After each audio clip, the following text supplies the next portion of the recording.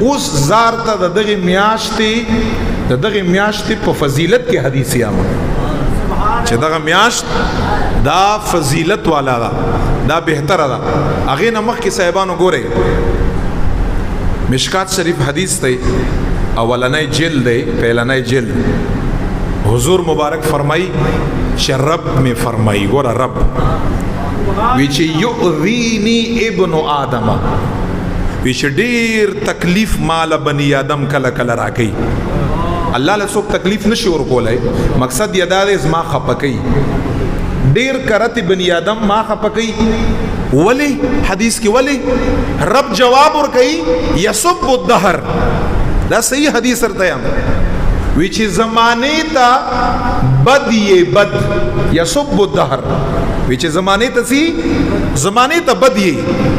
نبی علیہ السلام فرمایي چې رب فرمایي چې بده باندې یؤذینی ابن آدم، بنی آدم مال ډیر تکلیف راکې، یعنی په دې باندې زه ډیر خپکیږم.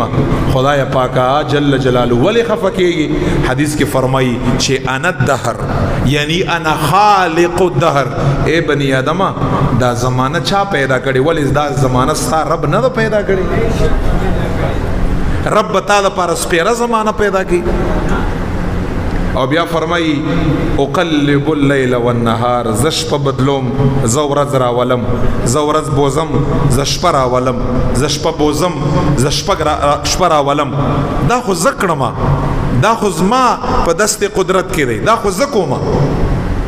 نو خدای پاک فرمائی چې زمانه ته بد ویل دا سیدی لگا رب ته بد ویل، نعوذ بالله من ذلک.